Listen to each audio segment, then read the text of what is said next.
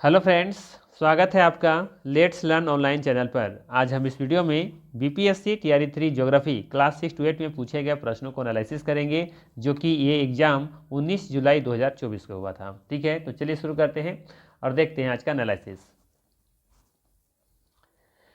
जहाँ पे आवश्यकता होगा बाकी विकल्पों को भी हम डिस्कस करते हुए चलेंगे, ध्यान रखिएगा। ठीक है, ताकि आपका कॉन्सेप्ट क्लियर होता चले।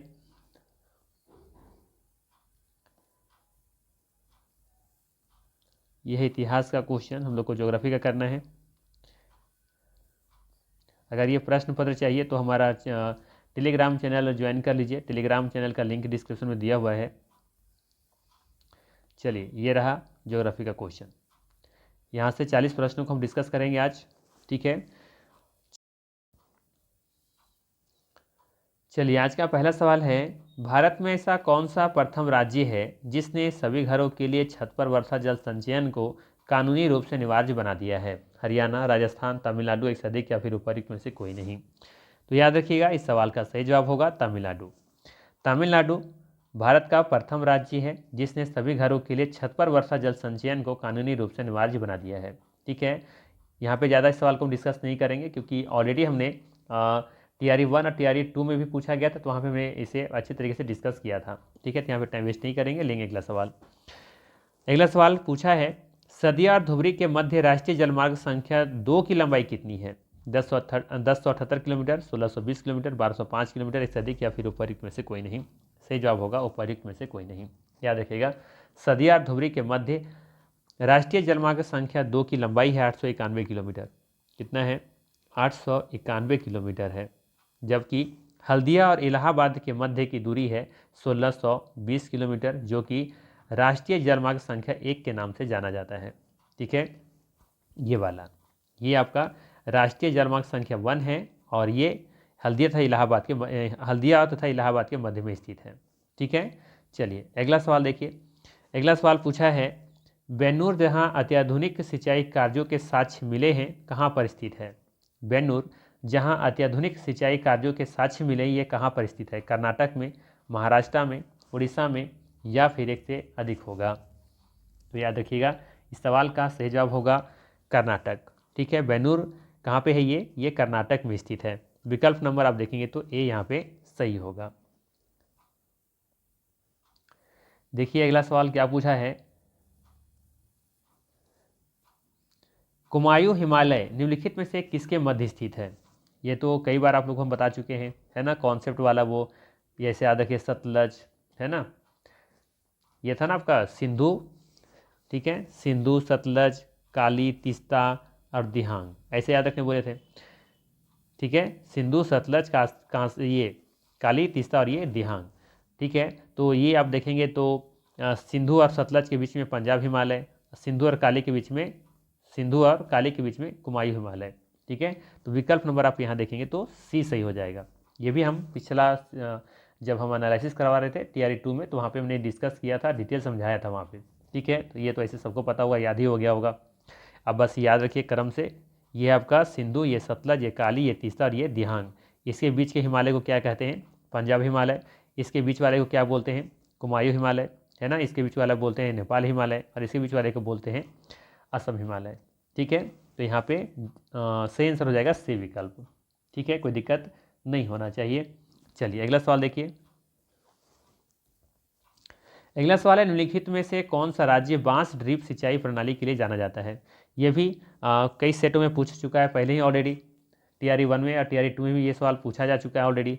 वहाँ भी हमने डिस्कस किया था कि मेघालय वो राज्य है जहाँ पे बांस ड्रिप सिंचाई प्रणाली प्रचलित है। विकल्प नंबर ए यहाँ पे सही हो जाएगा। ये सभी क्वेश्चन आप देखेंगे तो लगभग जो क्वेश्चन आप देख रहे हैं, जैसे कि हम थोड़ा सा यहाँ पे डिस्कस कर लें। क्वेश्चन 1, 2 और 3 तो खैर करंट अफेयर्स का हो गया, और ये 4, ठीक है, और ये 5। 5 में से 4 क्वेश्चन आपके क्लास 9 और 10 के ज्योग्राफी बुक से पूछे गए हैं। ठीक है, बिल्कुल लाइन टू लाइन उठा करके पूछा गया है। ठीक है, सीधी सी बात है। चलिए अगला सवाल देखिए। सवाल है, भारत के पश्चिमी तट पर स्थित कोंकण रेलवे को किस समस्या का सामना करना पड़ता है? सुनामी का, भूस्खलन का, ट्रैक का धंसना, एक से अधिक या फिर उपरोक्त में से कोई नहीं। तो याद रखिएगा, इस सवाल का सही जवाब होगा विकल्प नंबर डी, उपर्युक्त में से एक से अधिक। याद रखिएगा, भारत के पश्चिमी तट पर स्थित कोंकण रेलवे को भूस्खलन और ट्रैक का धंसना, इन दोनों चीज़ों का सामना करना पड़ता है। ठीक है, कोंकण रेलवे भारत के पश्चिमी तट पर स्थित है, जो विशेष रूप से मानसून के मौसम में भारी बारिश के कारण भूस्खलन के लिए पर यहाँ पे स्थिति देखने को बनती है, मिलती है। ठीक है, पश्चिमी घाट का खाड़ी और पहाड़ी इलाका इस समस्या को और भी बढ़ा देता है। वहीं बात है ट्रैक का धंसना, इस परियोजना में पथरीले सह्याद्री पर्वतमाला को खोद कर रास्ता बनाना पड़ा और लगभग 1500 नदियों को पार करना पड़ा। इस अस्थिर भूविज्ञान के कारण ट्रैक धंसने की समस्या यहाँ पे उत्पन्न होती है, ये समस्या देखने को मिलती है। ठीक है, तो इस तरीके से कह सकते हैं कि विकल्प नंबर डी यहाँ पे सही होगा। भूस्खलन का और ट्रैक का धंसना, इन सभी समस्याओं का सामना करना पड़ता है ये भारत के पश्चिमी तट पर स्थित कोंकण रेलवे को। ठीक है, विकल्प नंबर डी बिल्कुल यहाँ पे सही होगा। चलिए अगला सवाल देखिए। अगला सवाल पूछा है, बेतवा नदी निम्नलिखित में से किस नदी में किस दिशा से बहती है। ठीक है, सवाल ये है कि बेतवा नदी निम्नलिखित में से किस दिशा में बहती है। ठीक है, तो आप देखेंगे कि ये मध्य भारत से निकल करके ये कुछ इस तरीके से निकल करके जाके गंगा में, ये पहले तो मिलती है, ये यमुना मिल जाती है, फिर यमुना जाकर मिलती है गंगा में। तो कह सकते हैं कुछ इस तरीके से मध्य भारत से निकल कर निकलती हैं। ठीक है, तो कह सकते हैं ये दक्षिण से निकल करके ये कहाँ जा रही है, आप देखेंगे तो ये उत्तर और ये पूरब, यानी कि उत्तर पूरब की तरफ निकल रही हैं। ठीक है, तो विकल्प में क्या सही हो जाएगा, आप देखेंगे यहाँ से तो दक्षिण पश्चिम, ये पश्चिम से उत्तर से कौन सा हो जाएगा, सही जवाब हो जाएगा इसका विकल्प नंबर ए हो जाएगा। ठीक है, दक्षिण पश्चिम से उत्तर पूरब की तरफ। ठीक है, ये इस तरीके से करके जाता है ना, तो ये उत्तर दक्षिण पश्चिम हो गया, ये दिशा को क्या कहेंगे, दक्षिण पश्चिम कहेंगे, कुछ इस तरीके से है तो, है ना। ये दक्षिण पश्चिम से निकल के कहाँ जा रहा है, ये उत्तर पूरब की तरफ जा रहा है, तो विकल्प नंबर ए यहाँ पे सही हो जाएगा। ठीक है, चलिए अगला सवाल देखिए। अगला सवाल है कि बिहार में औसत वार्षिक वर्षा कितनी होती है। बिहार में औसत वार्षिक वर्षा कितनी होती है। ठीक है, 100 से 200 सेंटीमीटर, 200 से 400 सेंटीमीटर, या फिर 60 से 100 सेंटीमीटर। तो याद रखिएगा 100 से लेकर के 200 सेंटीमीटर तक वर्षा होती है बिहार में। विकल्प नंबर ए यहाँ पे बिल्कुल ही सही हो जाएगा। चलिए अगला सवाल देखिए। अगला सवाल है, हजीरा विजयपुर जगदीशपुर गैस पाइपलाइन की लंबाई कितनी है। ठीक है, ये भी क्लास 10th के बुक में ही मिलेगा आपको। ठीक है, सवाल है कि हजीरा विजयपुर जगदीशपुर गैस पाइपलाइन की लंबाई कितनी है। तो याद रखिएगा 1700 किलोमीटर की लंबाई है कुल इसका। विकल्प नंबर यहाँ पे सी सही हो जाएगा। ठीक है, हजीरा विजयपुर जगदीशपुर गैस पाइपलाइन की लंबाई कितनी है, तो ये 1700 किलोमीटर है। आइए देखते हैं अगला सवाल। अगला सवाल पूछा है जो कि इजी सवाल है, कांवर झील बिहार के किस जिला में स्थित है। नवादा में, बिहार में, गोपालगंज में, एक से अधिक, या फिर उपर्युक्त में से कोई नहीं। इसका आंसर क्या हो जाएगा, उपर्युक्त में से कोई नहीं। याद रखिएगा कांवर झील बिहार के बेगूसराय जिले में स्थित है। ठीक है ना। चलिए अगला सवाल देखते हैं, और ये भी याद रख सकते हैं कि ये एशिया की सबसे बड़ी ताजे पानी की गोखुर झील है और बिहार का एकमात्र ये रामसर स्थल भी है। ठीक है ना, कांवर झील बिहार का एकमात्र रामसर स्थल है, और साथ ही साथ ये भी याद रखिएगा कि एशिया की ये सबसे बड़ी ताजे पानी का गोखुर झील भी है। चलिए अगला सवाल देखते हैं। सवाल है अगला, पिट्टी द्वीप जहां मनुष्य का निवास नहीं है किसके लिए जाना जाता है। पक्षी अभ्यारण्य, एशियाई शेर, मैंग्रोव वन, एक से अधिक, या फिर उपर्युक्त में से कोई नहीं। अगर आप लोग जानते हैं इसका आंसर तो मुझे कमेंट करके बता सकते हैं इसका सही आंसर क्या होगा। तो याद रखिएगा पिट्टी द्वीप, जिसे पक्षी पिट्टी भी कहा जाता है, ये लक्षद्वीप में स्थित एक निर्जन द्वीप है। यह विशेष रूप से समुद्री पक्षियों के घोंसले बनाने के लिए एक महत्वपूर्ण स्थान है। इस द्वीप को वन्यजीव संरक्षण अधिनियम 1972 के तहत एक पक्षी अभ्यारण्य घोषित किया गया था। ठीक है, तो विकल्प नंबर यहाँ पे आप देखेंगे तो ए सही हो जाएगा। ठीक है, चलिए अगला सवाल देखते हैं। चलिए अगला सवाल है जो कि आसान सा सवाल पूछा गया था कि भीमा बांध वन्यजीव अभ्यारण्य बिहार के किस जिला में स्थित है। भीमा बांध वन्यजीव अभ्यारण्य बिहार के किस जिला में स्थित है। ये तो हमने प्रैक्टिस सेट में कई बार आप लोगों को करवा चुके हैं कि भीम बांध जो ये है ना, ये मुंगेर जिला में है। ठीक है, बिहार के मुंगेर जिला के दक्षिण पश्चिम क्षेत्र में ये स्थित है ये। ठीक है ना, तो विकल्प नंबर यहाँ पे आप देखेंगे तो सही हो जाएगा विकल्प नंबर बी। ठीक है, चलिए अगला सवाल देखते हैं। अगला सवाल देखिए क्या है, थोड़ा सा यहाँ पे कन्फ्यूजन हो सकता है आप लोगों के लिए। सवाल पूछा था कि निम्नलिखित में से कौन सा क्षेत्र पूर्वांचल में शामिल है। कौन सा क्षेत्र पूर्वांचल में शामिल है। जयंतिया पहाड़ियाँ, खासी पहाड़ी, गारो पहाड़ी। आप देखेंगे तो गारो, खासी और जयंतिया ये तीनों पहाड़ियाँ कहाँ स्थित है? मेघालय में स्थित है। ठीक है, कहाँ है? मेघालय में स्थित है। बताया था ना, क्रम से आप देखेंगे तो ये हो गया आपका गारो, ये हो गया आपका खासी और ये हो गया आपका जयंतिया। ठीक है, इसी गारो पर आप देखेंगे तो नौकरेक जो वन अभ्यारण्य है ना, यहाँ स्थित है। जबकि ये खासी जो पहाड़ी यहीं पे स्थित है आपका मासिन राम। ठीक है, और ये क्या आपका जयंतिया है। तो गारो, खासी, जयंतिया आप देखेंगे तो मेघालय में स्थित है। आपसे पूछा है कि कौन सा पूर्वांचल में शामिल है। ठीक है, जयंतिया, खासी या फिर गारो। तो यहाँ पे आप देखेंगे तो सही आंसर क्या हो जाएगा? विकल्प नंबर डी सही होना चाहिए। जयंतिया, खासी, गारो ये तीनों आप देखेंगे तो ये पूर्वांचल में ये शामिल है। ठीक है, मुख्य रूप से आप देखेंगे तो पूर्वांचल भारत के उत्तर पूर्वी राज्यों में फैली हिमालय श्रृंखला की दक्षिणी विस्तार है। इसमें मुख्य रूप से पटकाई बोम, नागा पहाड़ियाँ, मणिपुर की पहाड़ियाँ, मिजो पहाड़ियाँ जिसे कि लुसाई भी कहते हैं, गारो, खासी, जयंतिया और असम की मिकिर पहाड़ियाँ इसमें शामिल किए जाते हैं। ठीक है, ये लगभग 850 किलोमीटर क्षेत्र में फैली मध्य ऊंचाई वाली ये पर्वत श्रृंखलाएं हैं। ठीक है, तो यहाँ पे विकल्प नंबर बी बिल्कुल ही सही लेके चल सकते हैं आप। ठीक है, चलिए अगला सवाल देखते हैं।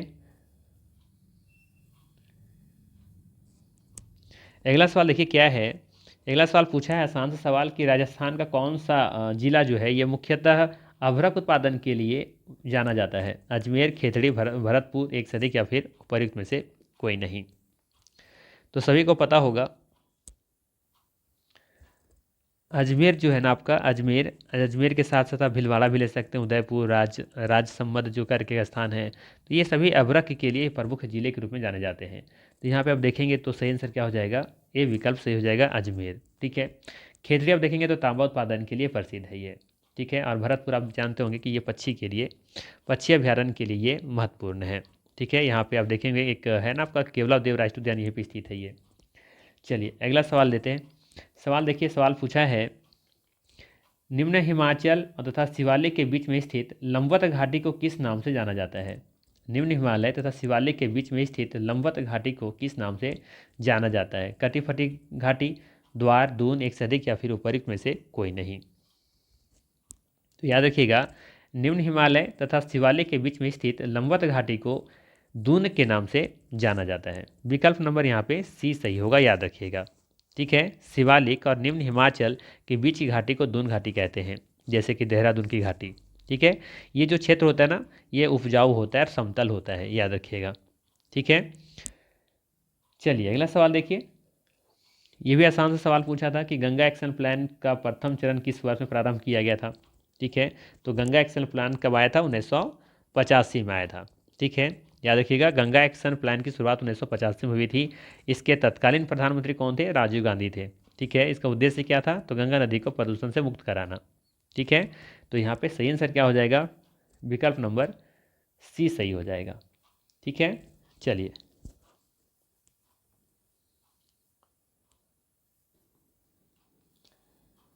अगला सवाल है, निम्नलिखित में से किन पहाड़ियों में कॉफ़ी की अरेबिका किस्म को आरंभिक तौर पर शुरू किया गया था? बताना है किन पहाड़ियों में कॉफ़ी की अरेबिका किस्म का आरंभिक तौर पर शुरू किया गया था? अन्नामलाई की पहाड़ियाँ, बाबूबुदान की पहाड़ियाँ, नीलगिरी की पहाड़ियाँ, एक से अधिक या फिर उपयुक्त में से कोई नहीं। ये तो कहानी प्रचलित जो है, आप लोग को सभी को पता होगा कि भारत में कॉफ़ी अरेबिका की शुरुआत 17वीं शताब्दी में हुई थी। सूफी संत बाबा बुदान यमन से, कहाँ से? अमन से कॉफ़ी के बीज ला करके कर्नाटक की पहाड़ी में लगाए थे। ठीक है, और ये क्षेत्र आज कहाँ है? ये कर्नाटक में है, चिकमंगलूर में ये स्थित है। ठीक है, तो ये सही आंसर क्या हो जाएगा? विकल्प नंबर बी सही हो जाएगा, यहाँ पे ध्यान रखिएगा। ठीक है, और नीलगिरी की पहाड़ियाँ चाय के उत्पादन के लिए प्रसिद्ध है, याद रखिएगा। अन्नामलाई की पहाड़ियाँ में यहाँ पे चाय व कॉफ़ी दोनों यहाँ पे कह सकते शुरुआत कह सकते हैं हुई ही नहीं थी यहाँ से, अन्नामलाई की पहाड़ियों से। तो ये तो खैर होगा ही नहीं। अगला सवाल देखिए, अगला सवाल थोड़ा सा कन्फ्यूजन है। मोटे कणों वाली जलोढ़ मिट्टी सबसे अधिक कहाँ पाई जाती है? दून में, तराई में, चोस में? तो ये थोड़ा सा मुझे लग रहा है कि इसका आंसर मुझे नहीं मिल पाया है। मुझे थोड़ा सा इसका जो बीपीएससी ने जो आंसर दिया है वो भी थोड़ा सा यहाँ से कन्फ्यूजन वाले दिया है। इसका आंसर दून दिया हुआ है, जो कि बीपीएससी तैयारी ने दिया, बीपीएससी ने दिया है। ठीक है, लेकिन मुझे लगता है कि इसका आंसर एक से अधिक होना चाहिए मेरे हिसाब से। ठीक है, फिलहाल अलग अलग क्षेत्रों में आपको अलग अलग देखने को मिलेगा। इससे ये भी देख सकते हैं कि मोटे कणों वाली जो जलोढ़ मिट्टी होती है ना, सबसे ज़्यादा कहाँ देखने को मिलता है? भावर क्षेत्र में भी देखने को मिलती है, ठीक है। और साथ ही साथ आप कह सकते हैं कि ये जो आपका बांगर मिट्टी होती है, तो वैसे पूछा जा रहा है कि मोटे कणों वाली, तो मोटे कहीं कणों वाले देखेंगे तो आपको भावर में ही देखने को मिलेगा ज़्यादातर। तो इस हिसाब से आप फिर देखेंगे इसका सही आंसर कहाँ होना चाहिए, उपयुक्त में से कोई नहीं होना चाहिए, क्योंकि सबसे जो मोटे कण वाले होते हैं कहाँ देखने को मिलते हैं, भावर में। ठीक है। और इसके बाद फिर आप देखेंगे तराई क्षेत्र जो होता है वो तो दलदली क्षेत्र होता है। ठीक है, यहाँ पे तो मोटे कण तो दिखने को मिलेगा ही नहीं। इसके बाद आप देखेंगे कि वो आपका एक और है भावर, ये खादर बांगर, बांगर में आप देखेंगे तो यहाँ भी महीन कण वाली मिट्टी देखने को मिलती है। ठीक है, पूरा महीन नहीं लेकिन महीन कण वाली मिट्टी यहाँ भी रहते हैं। तो इस सवाल का जवाब ये होना चाहिए। सवाल इस बीपीएससी ने ए नंबर दिया है। ठीक है, तो बताइए आप लोग इसका क्या होना चाहिए सही आंसर। चलिए अगला देखते हैं। अगला सवाल पूछा था, ये तो इजी सवाल है कि भारत में कितने रेलवे जोन हैं, 12, 16, 10, एक से अधिक या फिर उपयुक्त में से कोई नहीं। तो सभी को पता होगा कि वर्तमान में भारत में 18 रेलवे जोन हैं। ठीक है, विकल्प नंबर यहाँ पे ई सही हो जाएगा। चलिए अगला सवाल देखिए। अगला सवाल है, निम्नलिखित में से कौन से प्रमुख कपास उत्पादक राज्य हैं। कौन से प्रमुख कपास उत्पादक राज्य हैं ये आपको बताना है। ठीक है, तो यहाँ पर आप देखेंगे तो भारत के प्रमुख कपास उत्पादक राज्यों में गुजरात, महाराष्ट्र, मध्य प्रदेश, तेलंगाना, पंजाब, हरियाणा, कर्नाटक, इन सभी राज्यों को शामिल किया जाता है। तो इस तरीके से आप देखेंगे तो विकल्प नंबर यहाँ पे एक से अधिक सही हो जाएगा, तो विकल्प नंबर डी सही होना चाहिए यहाँ पे। ठीक है, क्योंकि आप देखेंगे तो यहाँ पे गुजरात, कर्नाटक, मध्य प्रदेश, यहाँ भी कपास का उत्पादन किया जाता है। महाराष्ट्र में भी होता है, पंजाब में भी होता है, हरियाणा में भी होता है। ठीक है, तो इस तरीके से आप देखेंगे तो विकल्प नंबर आप डी लेकर के चल सकते हैं। गुजरात तो है ही आपका। ठीक है, तेलंगाना में भी होता है, पंजाब में भी थोड़ा बहुत देखने को मिलता है कपास उत्पादन। ठीक है, तो ये प्रमुख कपास उत्पादक राज्यों में इन सभी को शामिल किया जा सकता है। विकल्प नंबर डी लेकर चल सकते हैं। ठीक है, चलिए अगला सवाल देखिए। अगला सवाल पूछा है, निम्नलिखित में से कौन सी श्रृंखला निम्न हिमालय में सबसे लंबी है। बताना है कि कौन सी श्रृंखला निम्न हिमालय में सबसे लंबी है। पीर पंजाल श्रृंखला, महाभारत श्रृंखला, धौलाधर श्रृंखला, एक से अधिक या फिर उपयुक्त में से कोई नहीं। तो याद रखिएगा, निम्न हिमालय की सबसे लंबी श्रृंखला है पीर पंजाल। विकल्प नंबर आप देखेंगे तो ए यहाँ पे सही होगा। वहीं बाकी विकल्प के बारे में बात करें तो यहाँ पे आप देखेंगे तो महाभारत श्रृंखला ये तो नेपाल में स्थित है। ठीक है, भारत में निम्न हिमालय की सबसे लंबी श्रृंखला ये नहीं मानी जाती, क्योंकि ये तो वैसे भी नेपाल में स्थित है ये। इस बात करें थोड़ा सा धौलाधर के बारे में, तो धौलाधर ये देखेंगे हिमाचल प्रदेश में तो स्थित है, लेकिन ये लंबाई में आप देखेंगे तो पीर पंजाल से ही छोटी है। ठीक है, इसलिए आप देखेंगे विकल्प नंबर ए यहाँ पे सही हो जाएगा। ठीक है, चलिए अगला सवाल देखिए। अगला सवाल पूछा है कि निम्नलिखित बिहार का प्रमुख गन्ना उत्पादक जिला कौन सा है। बताना है बिहार का प्रमुख गन्ना उत्पादक जिला कौन सा है। दरभंगा, चंपारण, सारण, एक से अधिक होगा या फिर उपयुक्त में से कोई नहीं। तो याद होगा बिहार में सर्वाधिक गन्ना उत्पादन पश्चिम चंपारण में होता है, और यहाँ पे कई चीनी के मिलें स्थित है, यहाँ पे देखने को मिलती हैं। ठीक है, और दरभंगा आप देखेंगे तो मखाना के लिए प्रसिद्ध है। सारण आप देखेंगे तो ये गन्ना उत्पादन तो ऐसे यहाँ पे होता भी नहीं है। ठीक है, तो विकल्प नंबर यहाँ पे आप लेके चल सकते हैं, विकल्प नंबर बी। ठीक है, चलिए अगला सवाल देखते हैं।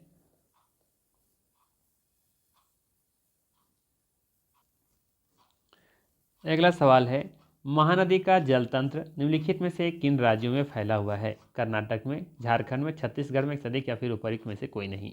इस सवाल का सही जवाब होगा डी विकल्प, एक से अधिक होगा यहाँ पे सही, क्योंकि आप देखेंगे कि महानदी का जल तंत्र मुख्य रूप से छत्तीसगढ़ और उड़ीसा में फैला है, लेकिन इसका बेसिन क्षेत्र आप देखेंगे तो झारखंड, महाराष्ट्र और मध्य प्रदेश के कुछ हिस्सों में भी फैला हुआ है। ठीक है, तो यहाँ पे विकल्प नंबर आप देखें तो डी बिल्कुल सही होगा, क्योंकि झारखंड और छत्तीसगढ़ इसमें शामिल है। ठीक है, तो विकल्प नंबर आप यहाँ पे डी बिल्कुल लेकर चल सकते हैं, क्योंकि जल तंत्र की बात हुई है तो जल तंत्र आप देखेंगे यहाँ पे तो इसका ऑप्शन के हिसाब से झारखंड और छत्तीसगढ़ सही हो जाएगा। ठीक है, इसके अलावा यहाँ पे बात करें हम तो ये महानदी का उद्गम जो होता है छत्तीसगढ़ से होता है। ठीक है, और ये उड़ीसा से होकर के ये बंगाली खाड़ी में गिरता है। ठीक है, तो याद रखिएगा। चलिए लेते हैं अगला सवाल। सवाल पूछा है आपसे, पश्चिमी हिमालय में नदी की धारा का रास्ता बदलने वाली वाहिकाओं को किस नाम से जाना जाता है। खादीन, गुल, पालर पानी, सदिक या फिर उपयुक्त में से कोई नहीं। तो याद रखिएगा, पश्चिमी हिमालय में नदी की धारा का रास्ता बदलने वाली वाहिकाओं का गुल या फिर गुलों के नाम से जाना जाता है। ये मुख्य रूप से जम्मू कश्मीर की पहाड़ी क्षेत्रों में सिंचाई के लिए जानी जाती हैं। विकल्प नंबर आप देखेंगे यहाँ पे तो बी नंबर बिल्कुल ही सही हो जाएगा। ठीक है, वहीं बात करें पालर पानी के बारे में तो याद रखिएगा पालर पानी राजस्थान के शुष्क क्षेत्रों में सीधे बारिश से मिलने वाली जल को कहते हैं। यह प्राकृतिक जल का सबसे शुद्ध और पवित्र रूप माना जाता है जो नदियों, तालाबों या वर्षा जल संचयन प्रणालियों में से एकत्रित किया जाता है। ठीक है, तो याद रखिएगा ये पालर पानी क्या है, तो ये राजस्थान में कहा जाता है ऐसा चीज़ों को।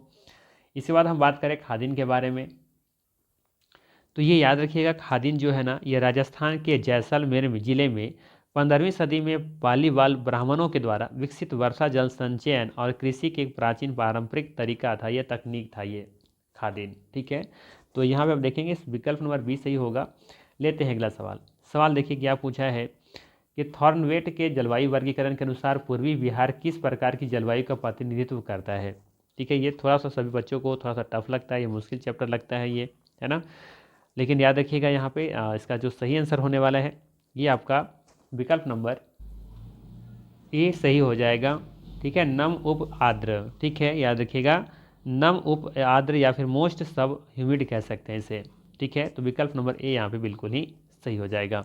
ठीक है, चलिए अगला सवाल देखिए। अगला सवाल क्या है, अगला सवाल पूछा है वेवनाथ झील। वेवनाथ झील भारत के निम्नलिखित में से किस राज्य में है। ये तो आसान सा सवाल है, सभी को पता होगा, ये केरल में है। ठीक है, वेवनाथ झील कहाँ पर है, ये केरल में स्थित है। ठीक है, चलिए आगे देखते हैं।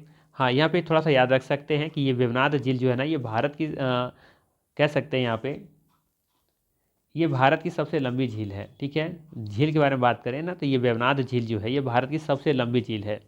ठीक है ना, और ये भी याद रख सकते हैं कि ये केरल के बैक वाटर क्षेत्र में स्थित है। ठीक है, चलिए बाकी उड़ीसा में तो लोग जानते होंगे यहाँ पे चिल्का झील प्रसिद्ध है जो कि सबसे बड़ा खारे पानी का झील है। और राजस्थान ये पता होगा यहाँ पे खारे पानी की झील देखने को मिलती है जैसे कि सांभर झील। अगला सवाल है निम्नलिखित में से कौन सा बंदरगाह स्थल रुद्ध है। बताना है कौन सा बंदरगाह स्थल रुद्ध है। पारादीप, विशाखापट्टनम, तूतीकोरिन, एक से अधिक या फिर उपयुक्त में से कोई नहीं। तो यहाँ पे देखेंगे कि कोई भी ऐसा नहीं है जो कि स्थलरुद्ध बंदरगाह है। ठीक है, यहाँ पे कोई भी ऐसा नहीं है जो कि स्थलरुद्ध बंदरगाह है। पारादीप आप देखेंगे तो ये समुद्री बंदरगाह है। विशाखापट्टनम ये प्राकृतिक समुद्री बंदरगाह है, जबकि तूतीकोरिन जो कि तमिलनाडु में है ये समुद्री बंदरगाह है। ठीक है, तो तीनों समुद्र तट पर स्थित है, कोई भी स्थलरुद्ध यहाँ पे देखने को नहीं मिलेगा आपको। ठीक है, तीनों समुद्र तट पर ही स्थित है, इसलिए कोई भी स्थलरुद्ध नहीं है। विकल्प नंबर ई यहाँ पे सही होगा। अगला सवाल है 2011 की जनगणना के अनुसार बिहार की कुल जनसंख्या बिहार की जनसंख्या कितने प्रतिशत है। ठीक है, तो आप देखेंगे लगभग आप देखेंगे तो 8.6% के आसपास है। ठीक है, तो यहाँ पे ऐसा कोई भी विकल्प सही दिख नहीं रहा। सही आंसर आप ई विकल्प लेकर के चल सकते हैं। ठीक है, 2011 की जनगणना के अनुसार भारत की कुल जनसंख्या में बिहार की जनसंख्या कितना प्रतिशत है, तो लगभग आप देखेंगे तो 8.6% है। ठीक है, तो यहाँ पे कोई विकल्प सही नहीं है, आप विकल्प नंबर ई लेकर के चल सकते हैं। चलिए अगला सवाल देखिए। अगला सवाल है निम्नलिखित में से कौन सा शहर सिंधु व गंगा नदी प्रणालियों के जल विभाजक पर स्थित है। बताना है कि कौन सा शहर सिंधु व गंगा नदी प्रणाली के जल विभाजक पर स्थित है। थोड़ा सा क्वेश्चन डिफिकल्ट पूछा है, बट आप लोग को इस तरह के सवाल के लिए तैयार रहना चाहिए। ठीक है, तो याद रखिएगा अम्बाला जो कि हरियाणा में है सिंधु और गंगा नदी तंत्रों के जल विभाजक पर स्थित है। यहाँ से बहने वाली नदियाँ अलग अलग प्रणालियों में जाती हैं। ठीक है, तो यहाँ पे सही आंसर क्या हो जाएगा, विकल्प नंबर आप देखेंगे तो बी सही हो जाएगा, अम्बाला। ठीक है, अगला सवाल देखिए। अगला सवाल है कटनी। कटनी में उत्पादित प्रमुख खनिज कौन सा है। कटनी कहाँ पे है, पहले ये तो आप लोग कमेंट करके बताइए कि कटनी कहाँ पे है। तो कटनी है मध्य प्रदेश में। ठीक है, यहाँ पे बॉक्साइट उत्पादन के लिए ये जाना जाता है। ठीक है, यहाँ पे चूना पत्थर ही मिलता है पर प्रमुख खनिज रूप में बॉक्साइट देखने को मिलता है यहाँ पे। सही आंसर क्या हो जाएगा, विकल्प नंबर बी बॉक्साइट। अगला सवाल देखिए। अगला सवाल पूछा है कि कब लक्षद्वीप, मिनिकॉय तथा एमिनी द्वीप का नाम बदलकर लक्षद्वीप रखा गया था। ठीक है, ये हमने कई बार आप लोगों को हम चर्चा करके बता चुके हैं। ठीक है, कि लक्षद्वीप नाम इसका कब रखा गया था, तो 1973 में रखा गया था। ठीक है, कब रखा गया था, 1973 में। पहले नाम इसका लक्षद्वीप, मिनिकॉय और एमिनी द्वीप था। ठीक है, लेकिन 1973 में नाम बदल कर इसे लक्षद्वीप रखा गया। और आप लोग कमेंट करके बताइए कि लक्षद्वीप किस सागर में स्थित है? कहाँ स्थित है, किस तरफ स्थित है? ठीक है, बंगाल की खाड़ी में स्थित है, अरब सागर में, हिंद महासागर में, प्रशांत महासागर में, कहाँ स्थित है ये आप लोग कमेंट करके बताना है। चलिए अगला सवाल देखिए, अगला सवाल पूछा है पश्चिमी तट का मध्य भाग किस नाम से जाना जाता है? कन्नड़ मैदान, मालाबार तट, कोंकण तट, एक से अधिक या फिर उपयुक्त में से कोई नहीं।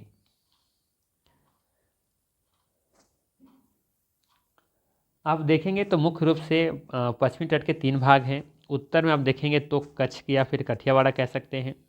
ठीक है, इसी नीचे मध्य में आप देखेंगे तो कोंकण तट है, और इसके बाद आप देखेंगे तो सबसे नीचे है आपका मालाबार तट। ठीक है, इस अकॉर्डिंग देखेंगे तो मध्य में कौन सा दिख रहा है आपका? कोंकण तट। ठीक है, लेकिन यहाँ पे आप देखेंगे कि बीपीएससी ने आंसर जो दिया है वो कन्नड़ तट दिया है। क्यों दिया है ऐसा सोचिए ज़रा। ठीक है, आंसर नंबर विकल्प नंबर ए सही क्यों दिया, क्यों सही होना चाहिए? क्योंकि पूछा है पश्चिमी तट का मध्य भाग किस नाम से जाना जाता है। ठीक है, तो यहाँ पे आप देखेंगे कि मालाबार तट सबसे दक्षिण में स्थित है, इसमें तो कोई इशू नहीं है। ठीक है ना, ये आप देखेंगे तो सबसे बिल्कुल कहाँ पे स्थित है? दक्षिण में स्थित है। ठीक है, अब इसके बाद आप देखिए कोंकण तट। कोंकण तट आप देखेंगे तो कहाँ, कौन वाला क्षेत्र है? महाराष्ट्र और गोवा वाला क्षेत्र है। अगर यहाँ से अगर आप ऐसे मैप देखेंगे तो ये वाला जो देखेंगे तो ये हो गया आपका मालाबार तट। ऊपर में देखेंगे तो महाराष्ट्र और गोवा तक का क्षेत्र क्या बोलते हैं इसको कोंकण तट बोलते हैं। और इसी के बीच में जो आप देखेंगे कर्नाटका वाला जो कुछ हिस्सा है उसे कहते हैं यहाँ पे कन्नड़ तट। तो देखेंगे इसके और इसके मध्य में कौन सा तट है? तो ये कन्नड़ तट है। क्लियर हुआ? इसीलिए इसका आंसर कन्नड़ तट दिया गया है। ठीक है, तो ये याद रखिएगा, कोंकण तट याद रखिएगा, महाराष्ट्र से गोवा वाला क्षेत्र को कहते हैं, जबकि उत्तरी भाग का जो कच्छ और कठियावाड़ा का क्षेत्र जिसे कहते हैं ये गुजरात में स्थित है, जबकि मालाबार तट ये मुख्य रूप से केरल में स्थित है। ठीक है, चलिए अब देखते हैं अगला सवाल। अगला सवाल पूछा है कि भारत में बॉक्साइट का सबसे बड़ा उत्पादक राज्य कौन सा है? सभी को पता होना चाहिए, भारत में बॉक्साइट का सबसे बड़ा उत्पादक राज्य है आपका उड़ीसा। विकल्प नंबर ई सही हो जाएगा। अगला सवाल देखिए, अगला सवाल पूछा है कि रेड होल खनन भारत के किस राज्य में किया जाता है? तो रेड होल खनन याद रखिएगा मुख्य रूप से मेघालय में किया जाता है। विकल्प नंबर यहाँ पे ई सही हो जाएगा। ठीक है, याद रखिएगा रेड होल जो खनन है ये कहाँ किया जाता है? मुख्य रूप से ये मुख्य रूप से किया जाता है मेघालय में। कहाँ पे? मेघालय में किया जाता है। तो विकल्प नंबर यहाँ पे ई सही हो जाएगा। याद रखिएगा रेड होल खनन जो है ना ये पारंपरिक कोयला खनन पद्धति है। इसमें ज़मीन में बहुत संकरे चूहे के बिल जैसे गड्ढे बनाकर कोयला निकाला जाता है। ये पद्धति मुख्य रूप से मेघालय विशेष करके जो जयंतिया हिल्स है ना यहाँ पे ये प्रचलित देखने को मिलती है। ठीक है, पर्यावरण और सुरक्षा कारणों से इसे इस बार कह सकते हैं कि कई बार से प्रतिबंध इस पर लगाया जा चुका है। ठीक है, तो ये सही आंसर इसका क्या है? वैसे आप लोग बताए थे ना कि एनजीटी जो है इस पर प्रतिबंध लगा चुका है। मतलब गवर्नमेंट से साफ हिदायत मांगा है कि भैया वहाँ का जो चीज़ें चल रही हैं इसको बंद किया जाए जल्द से जल्द चीज़ को। ठीक है, और ये अलीगल इसको घोषित किया गया है, लेकिन फिर भी अभी भी थोड़ा बहुत यहाँ देखने को मिलता है रेड होल खनन। कहाँ पे? मेघालय में। ठीक है, यहाँ पे कोयला का खनन किया जाता है। चलिए अगला सवाल देखते हैं, सवाल क्या है। चलिए अगला सवाल है कि भारत में सन 1904 में प्रथम सीमेंट उद्योग संयंत्र कहाँ स्थापित किया गया था? बताना है भारत में सन 1904 में प्रथम सीमेंट उद्योग संयंत्र कहाँ स्थापित किया गया था? तो याद रखिएगा भारत का पहला अगर सफल सीमेंट कारखाना के बारे में बात करें तो 1904 में चेन्नई मद्रास में लगाया गया था, लेकिन वह कह सकते हैं कि व्यावसायिक रूप से सफल नहीं रहा था। ठीक है, लेकिन प्रथम बार सीमेंट कहाँ लगाया गया था? ये लगाया गया था चेन्नई में। विकल्प नंबर यहाँ पे सी सही होगा। ठीक है, सफल संयंत्र पूछा जाए तो याद रखिएगा 1914 में लगाया गया था पोरबंदर में, जो कि गुजरात में है। ठीक है, अगर आपसे सफल पूछा जाए कि प्रथम सफल संयंत्र कहाँ लगाया गया था तो ये 1914 में लगाया गया था पोरबंदर में। लेकिन भारत का पहला सफल सीमेंट कारखाना 1904 में चेन्नई मद्रास में लगाया गया, लेकिन वह पूरी कह सकते हैं व्यवसायिक रूप से सफल नहीं रहा था। ठीक है, तो जो 1904 की बात किया सिंपल सा ये ध्यान रखिए, 1904 का पूछा है तो ये आपको कहाँ लगाना है? चेन्नई लगाना है। अगर 1914 पूछता तो कहाँ लगाना है? पोरबंदर। ठीक है, जो कि गुजरात में है। चलिए अगला सवाल देखिए, अगला सवाल पूछा है 2001-11 के मध्य बिहार में जनसंख्या की दशकीय वृद्धि दर कितने प्रतिशत थी? ये आपको बताना है। 2001 से 11 के मध्य बिहार में जनसंख्या की दशकीय वृद्धि दर कितने प्रतिशत थी? तो याद रखिएगा विकल्प नंबर सी सही है यहाँ पे 25.07%। ठीक है, याद रखिएगा और वहीं राष्ट्रीय औसत के बारे में बात करें तो ये 17.64% थी। कितना? 17.64%। ये ओवरऑल भारत की बात कर रहे हैं हम। ठीक है, चलिए अगला सवाल है, निम्नलिखित में से कौन सी सिंधु नदी की सहायक नदी कश्मीर क्षेत्र में मिलती है? बताना है कि कौन सी सिंधु नदी की सहायक नदी कश्मीर क्षेत्र में मिलती है। श्योक, खुंजा, नुब्रा, एक से अधिक या फिर उपर्युक्त में से कोई नहीं। तो आप देखेंगे श्योक, नुब्रा और हुंजा ये तीनों नदियां सिंधु की सहायक नदियां हैं और ये कश्मीर लद्दाख क्षेत्र में मिलती हैं, इसलिए उत्तर यहाँ पे देखने को मिलेगा डी विकल्प, एक से अधिक। चलिए अगला सवाल देखिए, अगला सवाल क्या पूछा है, मालवा का पठार पूछा है, किससे संबंध है ये? मालवा का पठार का संबंध किससे है? छोटा नागपुर का पठार से, दक्कन का पठार से, मध्य उच्च भूमि से, सेंट्रल हाईलैंड जिसे कहते हैं, एक से अधिक या फिर उपर्युक्त में से कोई नहीं। तो याद रखिएगा ये मालवा का पठार ये दक्कन का पठार से संबंधित है और यहाँ पे मुख्य रूप से काली मिट्टी पाई जाती है। ठीक है, और ये खास करके महाराष्ट्र वाला जो एरिया आप देख रहे हैं इसे ही दक्कन का पठार कहा जाता है। ठीक है, और मालवा पठार दक्कन के पठार के उत्तरी भाग को कहते हैं। ठीक है, यहाँ पर ये जरूर याद रखिएगा, यहाँ पे रेगुर मिट्टी या फिर काली मिट्टी मुख्य रूप से पाई जाती है, खास करके ये महाराष्ट्र वाला एरिया में फैला हुआ है। चलिए अगला सवाल देखिए, अगला सवाल पूछा है आपसे, संयुक्त वन प्रबंधन के लिए प्रथम प्रस्ताव किस राज्य ने पारित किया था? संयुक्त वन प्रबंधन के लिए प्रथम प्रस्ताव किस राज्य ने पारित किया था? तमिलनाडु, उड़ीसा, बिहार, एक से अधिक या फिर उपर्युक्त में से कोई नहीं। तो याद रखिएगा सही आंसर हो जाएगा उड़ीसा। 1988 में उड़ीसा ने संयुक्त वन प्रबंधन का पहला प्रस्ताव पारित किया था। बाद में 1990 में भारत सरकार ने इसे राष्ट्रीय नीति बनाया था। ठीक है, तो विकल्प नंबर आप देखेंगे तो उड़ीसा यहाँ पे बिल्कुल ही सही हो जाएगा। चलिए एक सवाल और जल्दी से कर लेते हैं इसको भी। सवाल है, बादाम पहाड़ लौह अयस्क की खान कहाँ स्थित है? सवाल है, बादाम पहाड़ लौह अयस्क खान कहाँ स्थित है ये? तो याद रखिएगा ये मयूरभंज व केंदुझर जिलों में स्थित है। ठीक है, तो ये कहाँ पर है ये आप लोग कमेंट करके जल्दी से बता दीजिए मुझे, जल्दी से कमेंट करके बता दीजिए कि ये मयूरभंज व केंदुझर कहाँ स्थित है, किस राज्य में स्थित है ये। ठीक है, ये तो सभी को पता है कि ये लौह अयस्क के उत्पादन का प्रमुख क्षेत्र है, लेकिन ये किस राज्य में स्थित है ये आप लोग कमेंट करके जल्दी से बताइए, फिर हम सेशन को एंड करें। तो याद रखिएगा ये कहाँ पे स्थित है, ये स्थित है आपका उड़ीसा में। कहाँ पे? उड़ीसा में स्थित है। तो ये रहा 40 प्रश्नों का एनालिसिस, डिटेल्स आंसर। अगर ये सेशन अच्छा लगा हो तो लाइक ज़रूर कीजिएगा, चैनल पर नए हैं तो सब्सक्राइब जरूर कीजिएगा, और बाकी इस सभी का PDF फाइल चाहिए तो हमारा टेलीग्राम चैनल ज्वाइन कर लीजिए, फ्री ऑफ कॉस्ट वहाँ पे PDF फाइल मिल जाएगा आपको। ठीक है, तो चलिए फिर इसी तरह के मिलते हैं नेक्स्ट वीडियो का एनालिसिस में।